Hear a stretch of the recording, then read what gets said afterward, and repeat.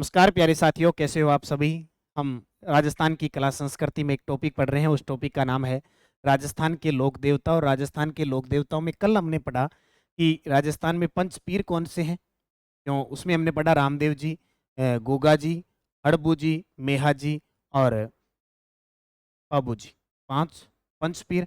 पंच पीरों में सबसे पहले हमने शुरुआत की रामदेव जी से। रामदेव जी को पूरा पढ़ लिया। उतना पढ़ लोगे तो आपके लिए बहुत रहेगा। और उसकी पीडीएफ भी आपको टेलीग्राम वहाँ पे मिल जाएगी ऐप के अंदर, तो उसका भी आप अध्ययन कर सकते हो। आज हम दूसरे लोग पंच पीर में शामिल गोगा जी के बारे में पढ़े। गोगा जी, गांव गांव गूगो, गांव गांव खेजड़ी, है ना।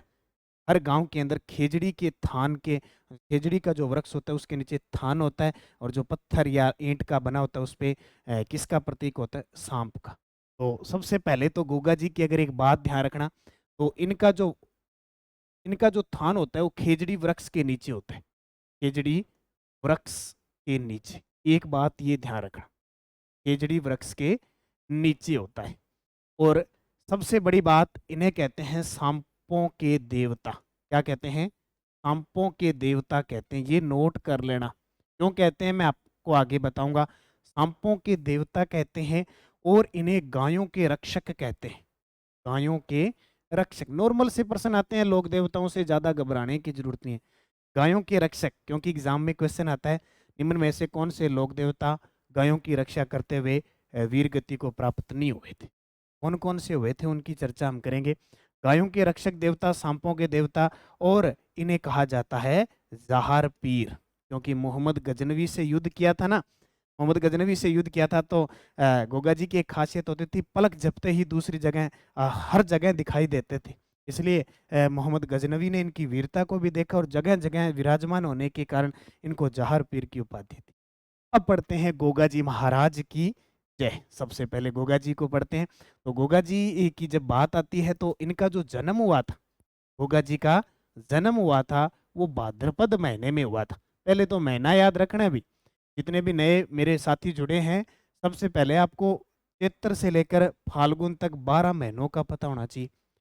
जन्म इनका भाद्रपद और कृष्ण कृष्ण नवमी को हुआ। बस इतना याद रखना, सांप काला और कौन सी रात, काली रात, नवमी को इनका जन्म हुआ था। बड़े बड़े एग्जामों में क्वेश्चन आता है कि गोगा नवमी कब बनाई जाती है, और ये क्या हो गया, इसको हमने क्या नाम दे दिया, गोगा नवमी।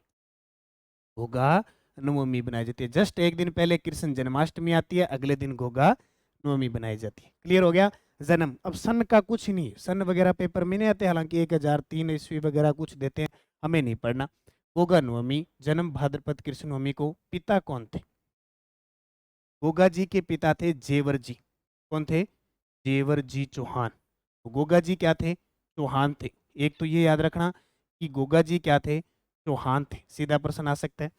इनकी माता कौन थी? माता बाछल। माता बाछल। माता कौन थी? बाछल। पिता जेवर जी, माता बाछल। और पत्नी, पत्नी कौन थी? केलम दे। केलम दे। अब ये केलम दे कौन थी? केलम दे थी पाबू जी की भतीजी। पाबू जी की भतीजी। अब पाबू जी कहाँ के थे? तो कोल्लू मंड के थे। तो ये पूछा, वैसे नहीं पूछते इतना, कि केलम दे कहाँ की थी। तो कहाँ की? फलोदी की, कोल्लू मंड की। तो देखो, जन्म भाद्रपद कृष्ण नवमी, पिता जेवर जी चौहान, माता बादशल और पत्नी केलम दे, यानी पाबू जी की क्या थी? भतीजी थी। क्लियर हो गया। अब क्या हो गया, इन्हें सांपों के देवता क्यों कहते हैं? कहते हैं कि जब गोगा जी की जो शादी किससे होनी थी? केलम दे से होनी थी। ठीक है, सिर्फ शादी हुई नहीं थी, उससे पहले क्या है, यानी इनकी मंगेतर थी केलम दे, शादी तय हो गई थी।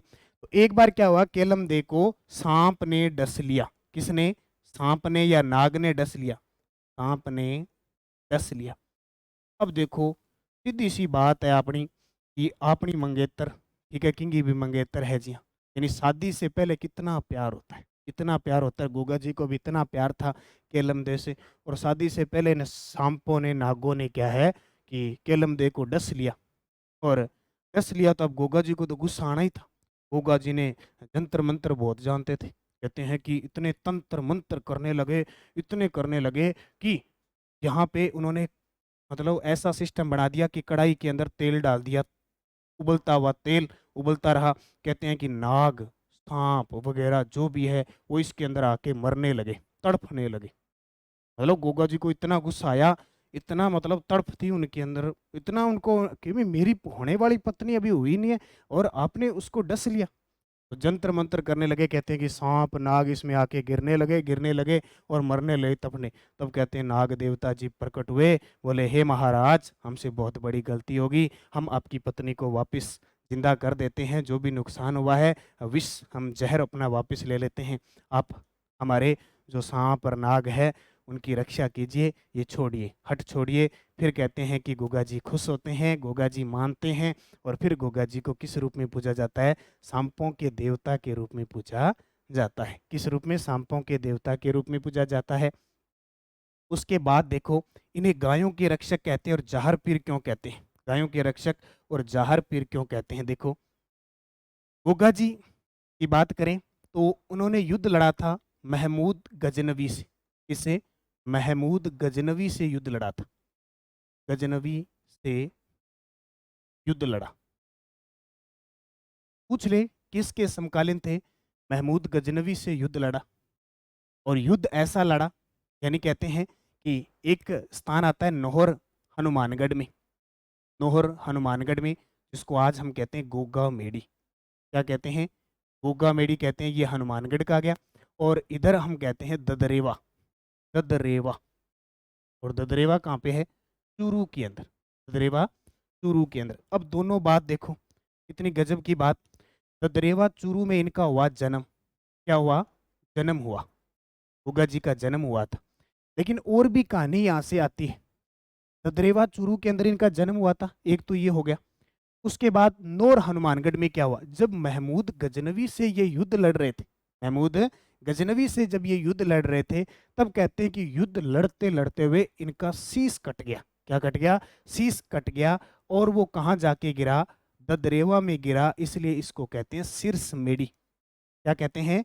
शीर्ष मेड़ी, यानी शीश कट के कहाँ गिरा? ददरेवा में। फिर भी गोगा जी युद्ध करते रहे और युद्ध करते करते किस स्थान पे पहुंच गए? कहते हैं कि नौहर वाली साइड गोगा मेडी जो है वहां इनका धड़ गिर गया। इसलिए इसको कहते हैं धुरमेड़ी। क्या कहते हैं? धुरमेड़ी कहते हैं। तो शीर्ष मेड़ी ददरेवा को और धुरमेड़ी गोगा मेडी हनुमानगढ़। ये कहाँ पे है? हनुमानगढ़ के अंदर है। ठीक है, हनुमानगढ़ के अंदर है। अब देखो, इस ये जो गोगा मेडी है हनुमानगढ़ वाली, ये अपने चमत्कार के लिए बहुत प्रसिद्ध है। गोगा जी महाराज के चमत्कार यहाँ बड़े प्रसिद्ध है। इसलिए इस गोगा मेडी को कहते हैं सिद्ध मेडी। क्या कहते हैं? सिद्ध मेडी कहा जाता है। नोट कर लेना इस बात को। ये तो है शीर्ष मेडी और ये है सिद्ध मेडी। ठीक है। अब इस मेडी का निर्माण किसने करवाया था? इस मेडी का जो निर्माण करवाया वो किसने करवाया भाई? इस मेडी का निर्माण किसने करवाया? ये है मकबरे नुमा, मकबरे नुमा। कुछ है कि गोगा मेडी की जो आकृति है, हम कह सकते हैं इनकी आकृति। ठीक है, ये चीजें पढ़ लो, उसके बाद में इसकी पीडीएफ मिल जाएगी, तो आराम से पीडीएफ को पढ़ सकते हो।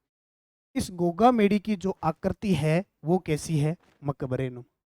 आपसे पूछे इसका निर्माण किसने करवाया, तो हम कहेंगे इसका निर्माण करवाया था एक तुगलक शासक आए थे, फिरोज शाह तुगलक ने।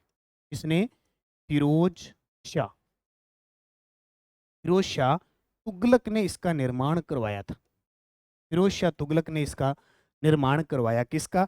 और इसकी जो मुख्य द्वार है, ये जो मुख्य हम कह सकते हैं, यहाँ लगा लो चे, मुख्य इसका जो द्वार है, इस मुख्य द्वार पर क्या अंकित है? बिस्मिल्लाह अंकित है। बिस्मिल्लाह है, बिस्मिल्लाह है अंकित है। ठीक है, क्या अंकित है? बिस्मिल्लाह है अंकित है। मुख्य द्वार पर बिस्मिल्लाह अंकित। इसका अर्थ होता है पीर। क्या होता है? पीर। अर्थ होता है पीर। क्यों?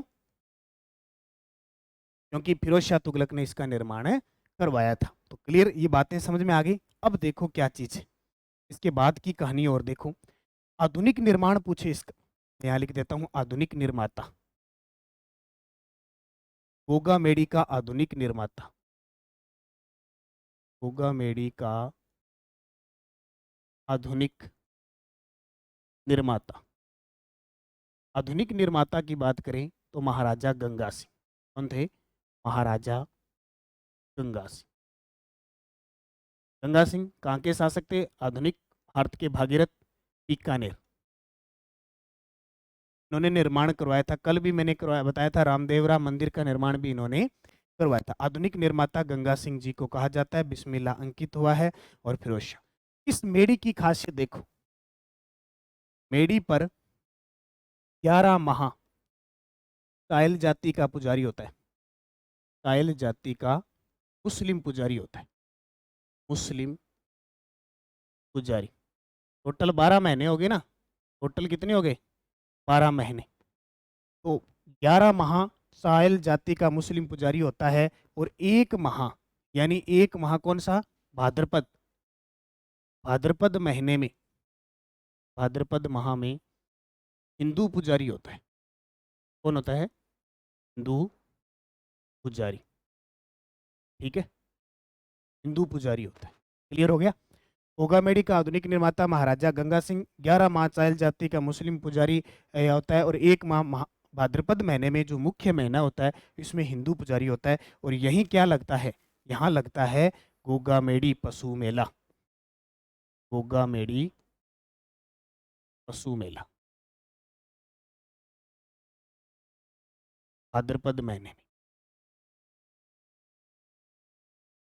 ठीक है, वर्तमान में सबसे लंबा लगने वाला ये मेला है। सबसे लंबा चलने वाला, लंबा चलने वाला पशु मेला है। सबसे लंबा चलने वाला पशु मेला है। क्लियर हो गया?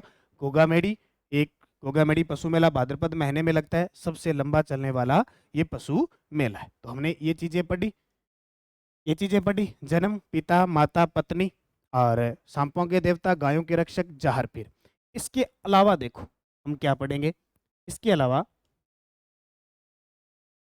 गायों, इसकी चर्चा करें, मोसेरे भाई की चर्चा करें। मोसेरे भाई कौन थे? अर्जन सर्जन। मोसेरे भाई, एक अर्जन और एक सर्जन, दो क्या थे? मोसेरे भाई थे। अर्जन और सर्जन दो मोसेरे भाई थे। और इनके साथ क्या विवाद था? भूमि विवाद। पूछे, भूमि विवाद के चलते अक्सर इनमें झड़प होती थी। इनके साथ क्या था? भूमि विवाद था। तो पूछे अर्जन और सर्जन कौन थे? इसके गोगा जी के क्या थे? मोसेरे भाई थे। इसके अलावा आप जब गोगा जी की बात करें तो गोगा जी की एक ओल्डी है।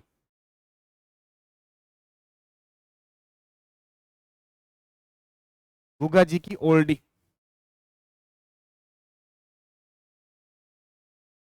गोगा जी की ओल्डी कहाँ पे है? गोगा जी की ओल्डी है सांचौर में। अब सांचौर क्या बन गया? जिला बन गया। सांचौर क्या बन गया? जिला बन गया। तो ये आपको याद रखना है गोगा जी के बारे में। मुख्य मुख्य जो चीजें मैंने आपको बताई, किसके बारे में? गोगा जी के बारे में। और एक और देख लो, हालांकि इतने ज्यादा नहीं। गुरु, गुरु कौन थे? गोरखनाथ जी। गुरु गोरखनाथ जी। और प्रतीक चिन्ह, अगर प्रतीक चिन्ह पूछे तो कौन थे? प्रतीक चिन्ह है सर्प। ठीक है, क्योंकि वृक्ष हो गया खेजड़ी वृक्ष। खेजड़ी वृक्ष के नीचे लगभग इनके थान होते हैं। लगभग यहाँ थान कहाँ होते हैं? खेजड़ी वृक्ष के नीचे थान होता है और यहाँ पे सर्प की आकृति होती है। वृक्ष कौन सा? खेजड़ी। पूछे खेजड़ी वृक्ष के नीचे थान किसका? गोगा जी का। ठीक है, और आकृति यानी कोई ईंट वगैरह पे रख के और सर्प की आकृति बना के और ऐसे किया जाता है। इसकी गोगा जी की हम चर्चा करें तो गोरखनाथ जी। तो ये आपकी मोटी मोटी बात किसकी होगी? टोटल गोगा जी की। तो हमने ये पढ़ लिया गोगा जी। बस इतनी चीज़ें आपको पढ़नी है, ज़्यादा अध्ययन करने की जरूरत नहीं है। आपके पेपर के हिसाब से आपको ये भाद्रपद कृष्ण नवमी को जन्म गोगा नवमी बनाते हैं। पिता जेवर जी चौहान, माता बाछल, पत्नी केलमदे, बाबूजी की भतीजी कोलूमंड की थी और सांप ने डसा था तो उन्होंने फिर वो यज्ञ वगैरह किया था। तो इन्हें सांपों के देवता, गायों के रक्षक, जाहर पीर के नाम से पुकारा जाता है। फिर हमने इसको फिर पढ़ा। गोगामेडी मोहम्मद गजनवी से युद्ध करते हुए वीरगति को प्राप्त हुए थे। लाहौर हनुमानगढ़ में इनकी धुर मेडी के नाम से प्रसिद्ध है और सिद्ध मेडी के नाम से प्रसिद्ध है। ददरेवा चूरू में इनका जन्म भी हुआ था और इनका शीश कटा था, इसलिए शीर्ष मेडी। और आकृति इस गोगा मेडी है उसकी आकृति कैसी है, मकबरे नुमार। इसका निर्माण फिरोज शाह तुगलक ने शुरुआत में करवाया और आधुनिक निर्माण की बात करें तो गंगा सिंह जी ने करवाया था। और यहाँ 11 माह चाहल जाति का मुस्लिम पुजारी होता है और 1 माह भाद्रपद माह में हिंदू पुजारी होता है। गोगा मेडी पशु मेला भाद्रपद महीने में सबसे लंबा चलने वाला मेला है। इसके मौसेरे भाई थे अर्जन सर्जन, भूमि विवाद के कारण चर्चा में। और गोगा जी की ओल्डी सांचौर के अंदर है जो जिला बन चुका है। इसके अलावा गुरु गोरखनाथ जी और प्रतीक चिन्ह सर्प और वृक्ष, खेजड़ी वृक्ष के नीचे इनके हमेशा थान होते हैं। अब हम अगले एक लोक देवता पढ़ेंगे, वो है पाबू जी। इसको पढ़ेंगे हम, पाबू जी को पढ़ेंगे। तो अब हम पढ़े पाबू जी को, तो पढ़े पाबू जी को। गोगा जी पढ़ लिया, रामदेव जी पढ़ लिया, और अब पढ़ते हैं पाबू जी को। कि सने सने हम धीरे धीरे चलते जाएंगे, आप साथ साथ में पढ़ते जाना इनको अच्छे तरीके से। ऐसा नहीं कि मैं पढ़ाता जाऊं एक बार देख के छोड़ते जाओ, आपको साथ साथ में याद रहने चाहिए। इनकी पीडीएफ देने के बाद टेस्ट दूंगा, टेस्ट में नंबर आने चाहिए, ठीक है। अगर मेरे साथ जुड़े जितने भी जुड़े हुए ना, अभी अगले 6 महीने तैयारी करने की जरूरत है, बस टीचर बन जाओगे। पाबू जी, पाबू जी की बात करूं तो मैं सबसे पहले पाबू जी की कुछ मुख्य चीजों को जरूर पढ़ूं। क्या चीज? पाबू जी को हम कहते हैं प्लेग रक्षक देवता। क्या कहते हैं? प्लेग रक्षक देवता। बड़ा गजब का रोग आया था, कभी एक बार आया था, प्लेग रक्षक देवता। चूहों से फैलता है ये प्लेग। किससे फैलता है? चूहों से। जो जूनोटिक होता है ना, जूनोटिक, मनुष्य से जानवर, जानवर से, ऐसे रोग होता है। अपनी राजस्थान सरकार ने अभी एक स्टेट प्लान बना रही है। आज सुबह करंट की क्लास में मैंने एक दिन आपको पढ़ाया था।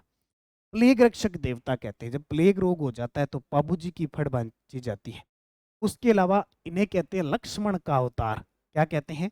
लक्ष्मण का अवतार। क्योंकि अलग अलग क्षेत्र विशेष में पूजे जाते हैं, जगह जगह, जरूरी नहीं कि सब जगह पूजे जाए, क्षेत्र विशेष पूजे जाते हैं।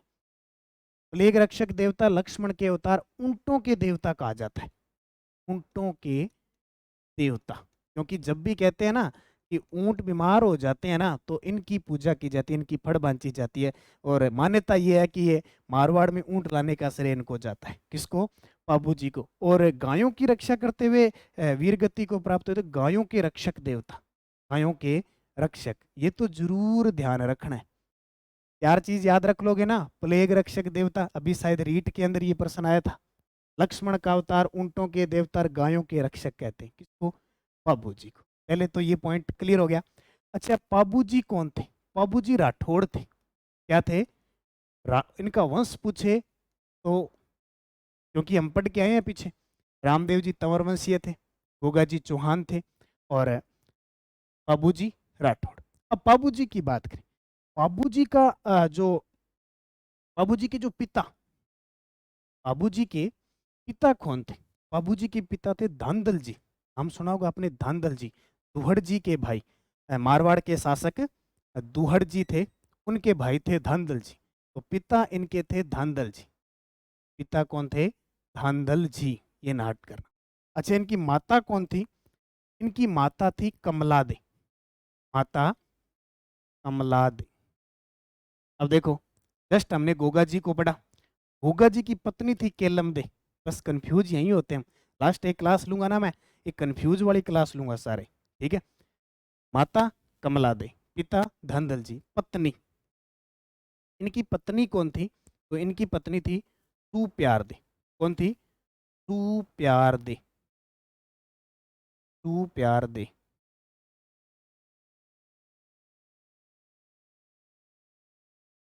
तू प्यार दे, या फिर इसको, इनको हम कहते हैं फुल्लम दे। क्या कहते हैं?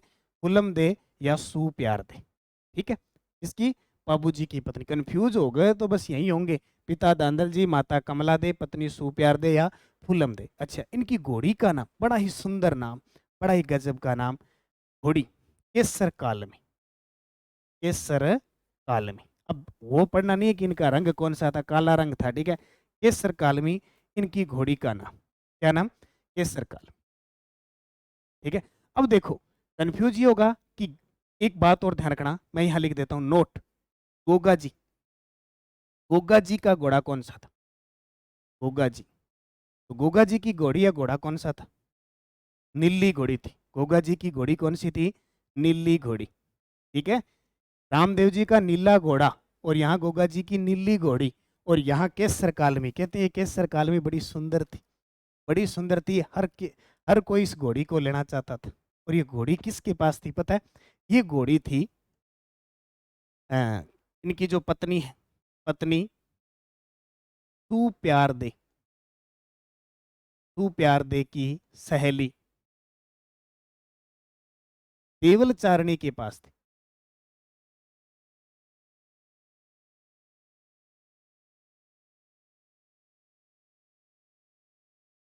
ये केसर काल में इतनी सुंदर घोड़ी थी। ये घोड़ी किसकी थी? सुप्यारदे की सहेली थी देवल चारणी, उसके पास थी।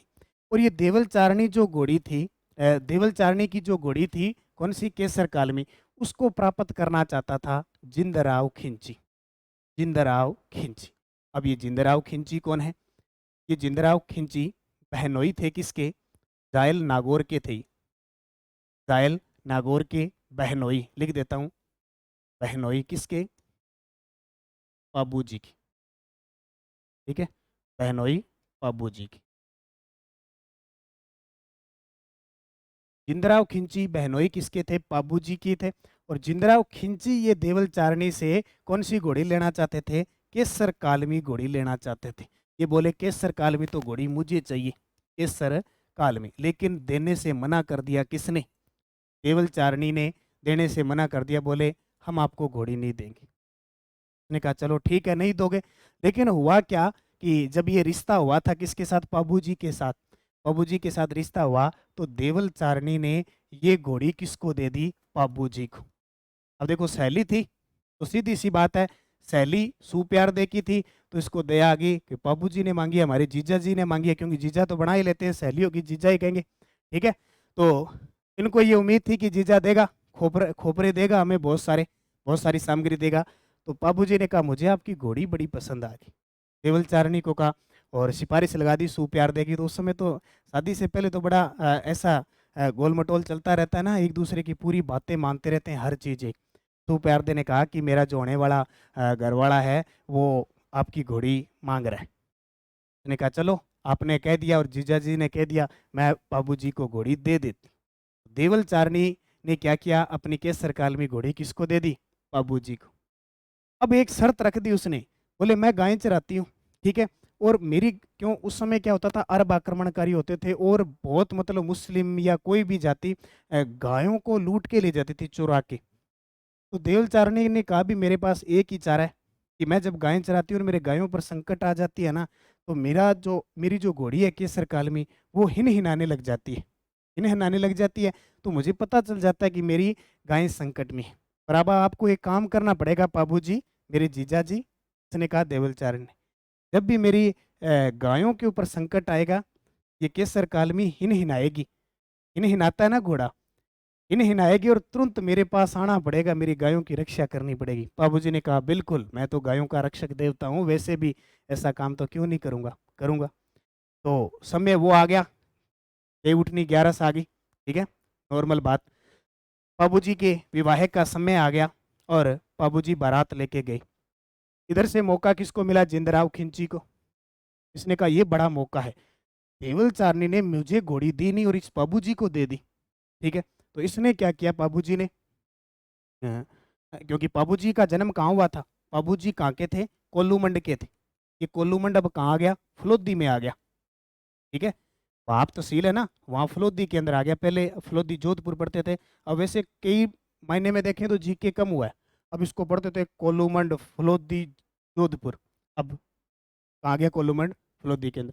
इनका जन्म यहाँ हुआ था, यहाँ से ये बारात लेके जा रहे थे, जिंदराव खिंची बहनोई थे, ये नहीं गए क्योंकि अनबन थी। इन्होंने मौका देखा, बोले बाबूजी तो बारात लेके जा रहा है, हम जाएंगे देवल चारणी की गायें चुरा के ले आएंगे। ठीक है, तो बदला लेना चाहता था। अब जैसे ही बाबूजी की बारात जाती है, कहाँ जाती है? ठीक है, बाबूजी की जैसे बारात जाती है देंचू, ठीक है, क्योंकि देंचू में वीरगति को प्राप्त हुए थे, वो बारात जब लेके जाते हैं वैसे, तो देंचू नामक स्थान पे क्या है, जिंदराव खिंची आक्रमण कर देता है। ठीक है, जिंदराव खिंची, जिंदराव खिंची किस पर आक्रमण कर देता है? देवल चारणी की गायों पर। देवल चारणी की गायों पर आक्रमण करता, और इधर से क्या है, पाबूजी अपनी गाजे बाजे के साथ बारात गई है कहाँ पे, तू प्यार दे के घर पर, फुलम दे के घर पर। कहते हैं कि कौन सी घोड़ी पे गए, केसर कालमी घोड़ी पे। क्या खूबसूरत घोड़ी थी, क्या सजाई हुई घोड़ी थी। केसर कालमी घोड़ी लेके बाबूजी गए और पहला फेरा उन्होंने पूरा किया, पूरा कर लिया पहला फेरा। दूसरा फेरा भी उन्होंने पूरा कर लिया, क्योंकि 7 फेरे करने हैं भाई, 2 फेरे पूरे हो गए। तीसरा फेरा भी उन्होंने पूरा कर लिया। अब आ गया चौथा फेरा। कौन सा? चौथा फेरा।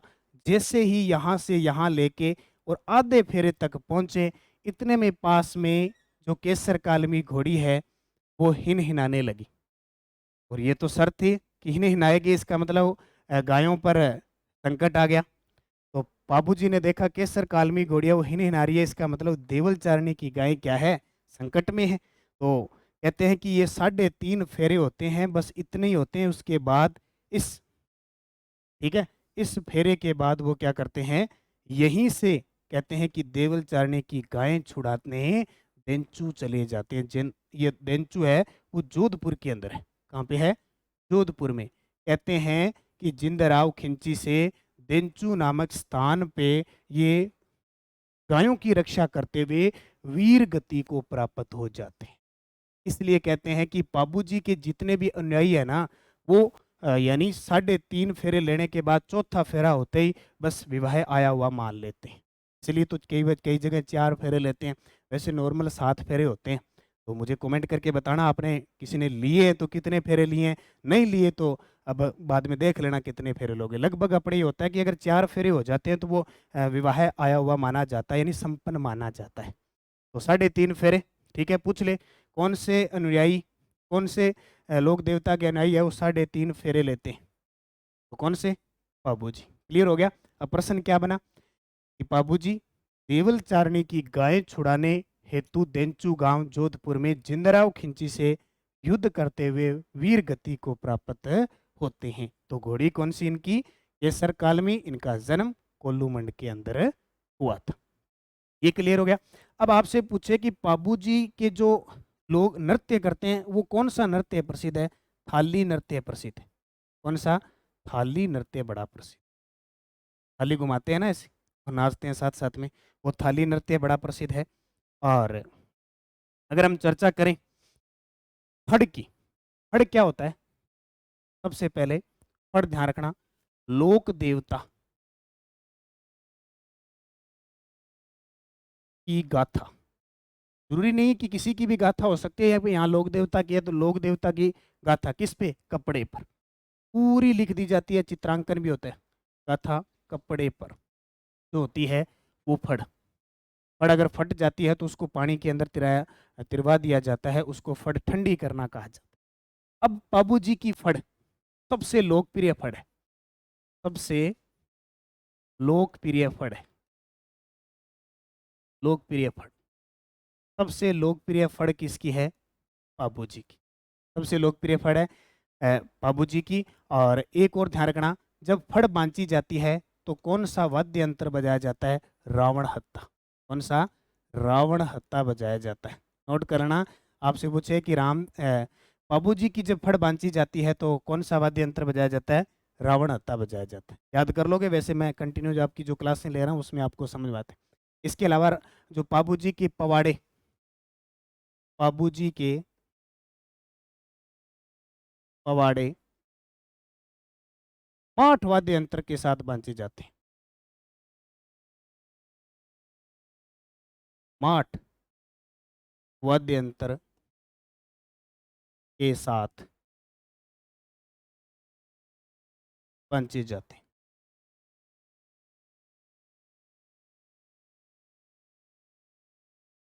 ठीक है, क्लियर हो गया। फड़ लोक देवता की गाथा कपड़े पर चित्रांकन भी किया जाता है, पूरा लिखा जाता है। सबसे लोकप्रिय फड़ बाबूजी की मानी जाती है, खास करके चांदी की इनकी फड़ है, खास करके चांदी वाली जो है, ठीक है, चांदी वाली है वो मानी जाती है। वाद्य यंत्र जब फड़ बांची जाती है रावण हत्ता, और बाबूजी के पवाड़े माठ वाद्य यंत्र के साथ बांचे जाते हैं। इसके अलावा आपको याद रखना है जब ऊंटों के लोक देवता है तो मारवाड़ में, क्योंकि जहां चर्चा होगी वहीं की बात होगी, मारवाड़ में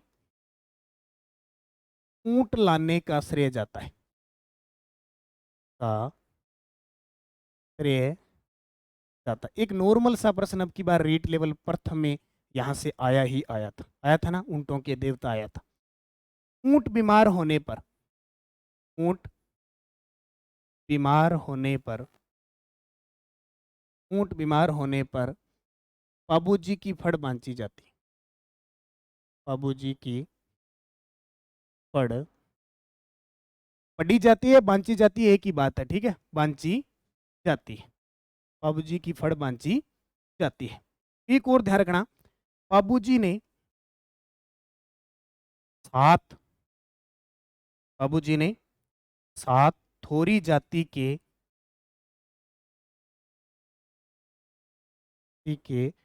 बाबूजी ने सात थोरी जाति के लोगों को शरण दी थी, को शरण दी थी। सातों के नाम याद रखने की जरूरत नहीं है, थोरी जाति के थे, बाबूजी के पास आए थे, इन्होंने इनकी रक्षा की थी, इसलिए सात थोरी जाति के लोगों की इन्होंने क्या थी, शरण दी थी, ठीक है। और इनकी ऊंट बीमार होने पर बाबूजी की फड़ बांधी जाती है। मारवाड़ में ऊंट लाने का श्रेय किसको जाता है, बाबूजी को जाता है। तो ये मुख्य मुख्य बात किसकी होगी, बाबूजी की हमने टोटल पढ़ ली। और एक मेहर जाति के मुसलमान भी इन्हें पूजते हैं, कौन है, मेहर जाति के, मेहर जाति के मुसलमान,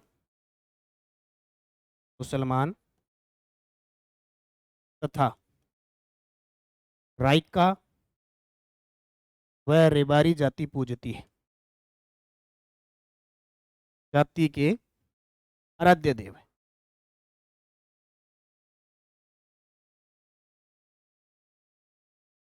ठीक है, ये है। और एक और यहाँ मैं लिख देता हूं, मेला इनका जो लगता है वो लगता है चैत्र अमावस्या को, चैत्र अमावस्या। ये हो गए आपके बाबूजी महाराज, क्लियर हो गया, बाबूजी महाराज। एक बार दोबारा रिवीजन कर लेते हैं और फिर हम आज की क्लास को समाप्त करेंगे, क्योंकि गोगा जी और बाबूजी हम पढ़ चुके हैं। देखो, बाबूजी प्लेग रक्षक देवता, लक्ष्मण के अवतार, ऊंटों के देवता, गायों के रक्षक। वंश कौन सा, राठौड़। पिता धांधल जी, माता कमला दे। पत्नी सुप्यार दे या फुलम दे। घोड़ी केसर कालमी, जो किससे ली थी, देवल चारणी से ली थी। गोगा जी की घोड़ी नीली घोड़ी, रामदेव जी का घोड़ा नीला घोड़ा। फिर हमने पढ़ा, पत्नी सुप्यार दे की सहेली देवल चारणी के पास थी क्या, केसर कालमी। लेना कौन चाहता था, जिंदराव खिंची। मिली किसको, बाबूजी को। इस कारण जिंदराव खिंची ने देवल चारणी की गायों पर आक्रमण किया। कब, जब इनका बाबूजी का क्या हो रहा था, विवाह हो रहा था। 3.5 फेरे लेते हैं तो इन्हें पता लगा कि देवल चारणी की गाय खतरे में है, तो जाके युद्ध करते हैं और देंचू नामक गांव में वीरगति को प्राप्त होते हैं। 3.5 फेरे इनके न्याय लेते हैं। और नृत्य इनका कौन सा है, थाली नृत्य। फड़ इनकी लोक देवता की गाथा कपड़े पर चित्रांकन की जाती है, सबसे लोकप्रिय फड़ मानी जाती है, खास करके इनकी चांदी वाली। वाद्य यंत्र रावण हत्ता बजाया जाता है और बाबूजी के पवाड़े माठ वाद्य यंत्र के साथ बांचे जाते हैं। और फिर हमने पढ़ा, मारवाड़ में ऊंट लाने का श्रेय जाता है, ऊंट बीमार होने पर बाबूजी की फड़ बांची जाती है। इनका मेला लगता है वो चैत्र अमावस्या को लगता है। बाबूजी ने 7 थोरी जाति के लोगों को शरण दी थी और मेहर जाति के मुसलमान तथा रायका व रेबारी जाति के ये आराध्य देव। इस प्रकार हमने पढ़ा किसको, बाबूजी को। अब हम पढ़ेंगे 2 और लोक देवता भत्ते छोटे छोटे, जिनका नाम है हड़बूजी और मेहाजी मांगलिया। अब हम पढ़े हड़बूजी के बारे में। रामदेव जी, बाबूजी और गोगा जी के बारे में पढ़ लिया। हड़बूजी पढ़े, हड़बूजी के बारे में 5 पीरों में शामिल है, उनको उनको एक साथ पढ़ लेते हैं। कौन से, हड़बूजी। हड़बूजी की बात आई और हड़बूजी के बारे में हमें 2 बातें पढ़नी है। क्या पढ़नी है, हड़बूजी, क्या चीज पढ़नी है, हड़बूजी नंबर 1 गायों के रक्षक, ठीक है, गायों के देवता। जो जो गायों की देवता क्यों कहते हैं कि गायों की रक्षा की थी, हरा चारा वगैरह लाता है, गायों के लिए जो भी काम किया था वो गायों के देवता हो गए अपने आप, क्योंकि पेपर में आएगा निम्न में से किसका संबंध गायों से नहीं रहा। एक और आता है, इन्हें कहते हैं शकुन शास्त्र के ज्ञाता, शकुन शास्त्र के इन्हें ज्ञाता कहा जाता। ठीक है, शकुन शास्त्र के ज्ञाता। कौन से लोक देवता? हड़बूजी। हड़बूजी का संबंध था सांखला जाति थी। कौन सी? सांखला। ज्यादा लंबी चौड़ी पढ़ने की जरूरत नहीं है, इनकी जाति थी सांखला, इसलिए क्या आता है? हड़बूजी सांखला। पढ़ते हैं ना, हड़बूजी सांखला। अच्छा, इतना के ध्यान रखना कि इनके पिता कौन थे? मेहाजी सांखला। मेहाजी सांखला थे। पिता कौन? मेहाजी सांखला। सांखला जाति थी, ये ध्यान रखना। इनका जन्म कहाँ हुआ था? हड़बू जी का जो जन्म हुआ था वो कहाँ हुआ था? तो यहां से इतना ही प्रश्न आता है, ज्यादा गहराई से हड़बू जी से कोई प्रश्न नहीं बनता। इनका जन्म हुआ था बुंडेल के अंदर। कहाँ हुआ? बुंडेल। बुंडेल कहाँ पे है? नागौर के अंदर। इनका जन्म बुंडेल नागौर के अंदर हुआ। लेकिन उससे भी अच्छी बात, इनका जन्म तो बुंडेल के अंदर हुआ था, लेकिन ज्यादातर इनका जो स्थान प्रसिद्ध है ना, वो है इनका पूजा स्थल। कौन सा? बेंगटी के अंदर। तो आप से पूछे कि इनका मुख्य पूजा स्थल कहाँ पे है, तो मुख्य इनका पूजा स्थल है बेंगटी। और अब बेंगटी कहाँ आ गया? बेंगटी आ गया आपका फलोदी के। ठीक है, अब प्रॉपर जिला बन ही गया ना, तो अपने फलोदी के अंदर बेंगटी। इस बेंगटी की खासियत क्या है? इस बेंगटी की ये खासियत है कि यहाँ गाड़ी की पूजा होती है। क्या होती है? गाड़ी की पूजा इनकी। कहते हैं कि मान्यता है, देखो है कि नहीं क्लियर नहीं है, लेकिन ये मान्यता ही होती है, उसके हिसाब से पढ़ते हैं। कहते हैं कि इस गाड़ी में जो है हड़बू जी वो अपंग जो गायें होती थी उनके लिए हरा चारा चारा लाते थे और इन्हें खिलाते थे, इसलिए वो गायों के रक्षक भी हैं। ठीक है, अब बाकी लोक देवताओं की हमने पत्नी पढ़ी, इनकी पत्नी का कोई जिक्र नहीं आता। पत्नी का कोई जिक्र नहीं आता, इसलिए प्रश्न ये भी बन जाता है कि निम्न में से कौन से लोक देवता की पत्नी सती नहीं हुई थी? हड़बू जी। तीन जैसे आपको रामदेव जी दे दिया, बाबू जी दे दिया, गोगा जी दे दिया, तेजा जी, ऐसे ऑप्शन दे दिए, तो आप ये कर दोगे। हड़बू जी की खासियत देखो, इनका जो वाहन था, हड़बू जी का वाहन कौन सा था? सियार। अब यहां से ये भी प्रश्न बन गया कि निम्न में से किस लोक देवता का वाहन है वो घोड़ा या घोड़ी नहीं था? तो हड़बू जी। इनका वाहन कौन सा था? सियार। इनके गुरु कौन थे? इनके गुरु थे बालीनाथ जी। कौन थे? बालीनाथ जी। अब आप सोचोगे सर बालीनाथ जी नाम जाना पहचाना लगता है, क्यों? क्योंकि किसके समकालीन थे? ये समकालीन थे रामदेव जी की, इसलिए रामदेव जी के मौसेरे भाई। रामदेव जी के मोसेरे भाई। ठीक है, रामदेव जी के मोसेरे भाई, क्योंकि रामदेव जी में पढ़ा था ना कि रामदेव जी हड़बू जी और मल्लीनाथ जी के समकालीन थे। तो रामदेव जी के मोसेरे भाई थे, गुरु थे इनके बालीनाथ जी, वाहन इनका सियार, पूजा स्थल इनका बेंगटी, जन्म इनका बुंडोल बुडोल बुंडेल, और पिता इनके मेहाजी सांखला। गायों के देवता शकुन शास्त्र के इन्हें ज्ञाता कहा जाता है। एक और अच्छी बात आपको याद रखनी, क्या? कि राव जोधा ने, राव जोधा ने हड़बू जी के आशीर्वाद से, हड़बू जी के आशीर्वाद से, आशीर्वाद से मंडोर को मेवाड़ से छीना। मंडोर को मेवाड़ से छीना।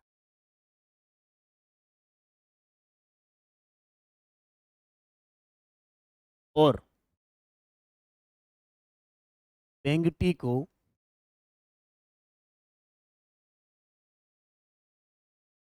पूजा स्थल बना दिया।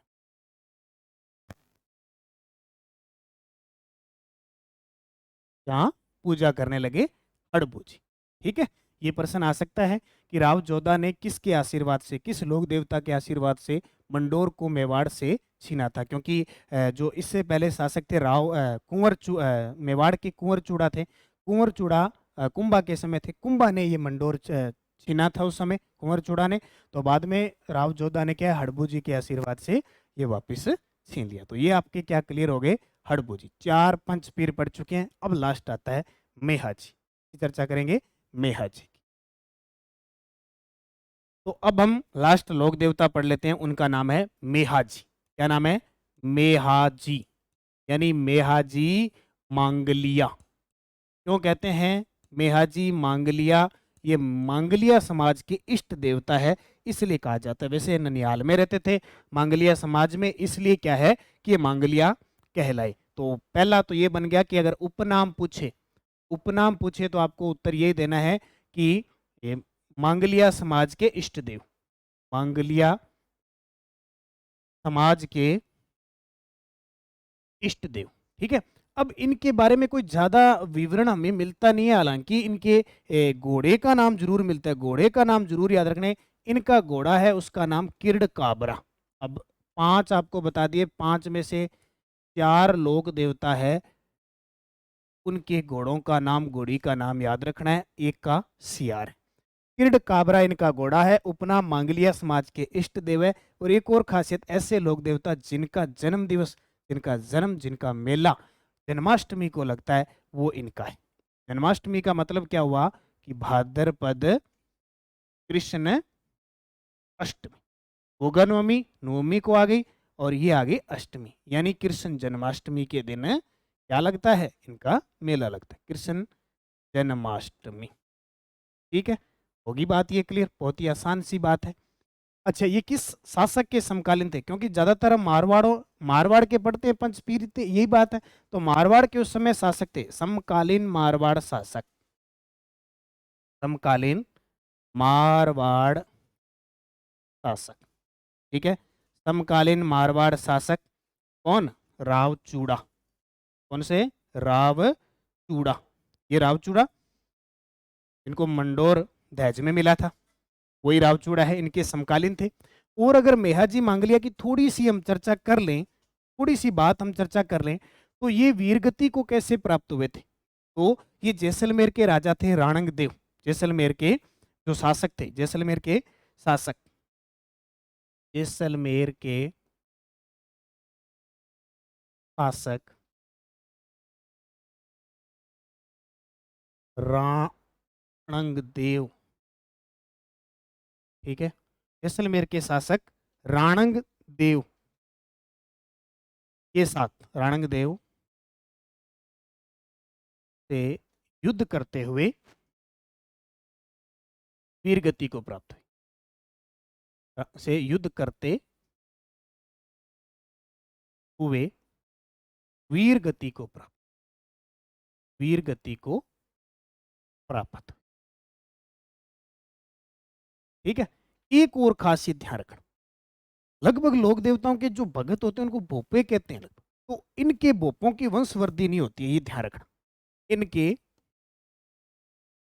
अनुयायी भोपों की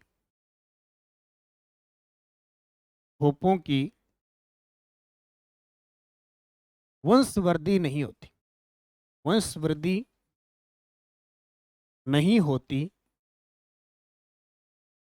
नहीं होती, बल्कि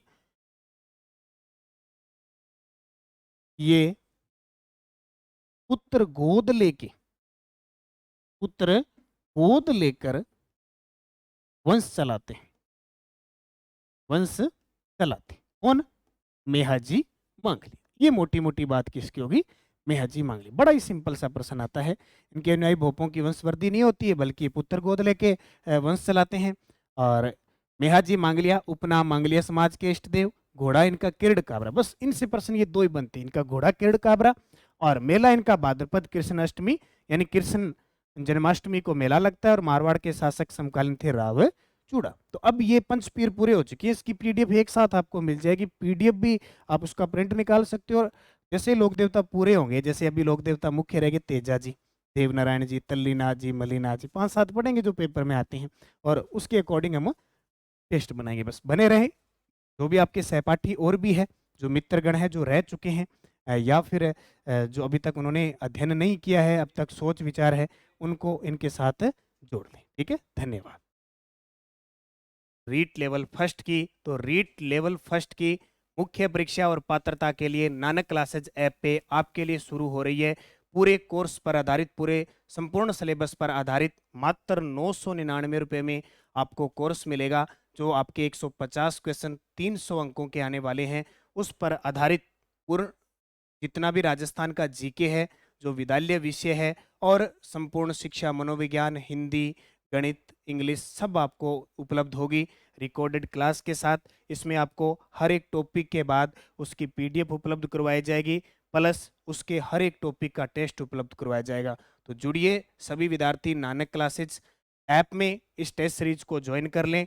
और जो भी विद्यार्थी असफल हुए हैं, बहुत सारे विद्यार्थी बहुत अच्छी तैयारी करने के बावजूद भी असफल हुए हैं, और कुछ विद्यार्थी अभी नए जुड़े हैं जो भी पात्रता क्लियर करेंगे, या फिर वो पीछे वाले वो विद्यार्थी जिन्होंने पात्रता क्लियर की थी लेकिन मुख्य परीक्षा में रह गए थे या पात्रता में रह गए थे, तो वो सभी विद्यार्थी अब निराश नहीं होना है। नानक क्लासेस के साथ हमारी पूरी टीम के साथ जुड़ना है और नानक क्लासेस ऐप को डाउनलोड करके और ये कोर्स ले लेना है। पूरा जब तक आपका एग्ज़ाम नहीं होता तब तक आपको इस कोर्स की वैलिडिटी में हम रखेंगे, और निरंतर टेस्ट के हिसाब से वीडियो के माध्यम से, पीडीएफ के माध्यम से आपको तैयारी करवाते रहेंगे।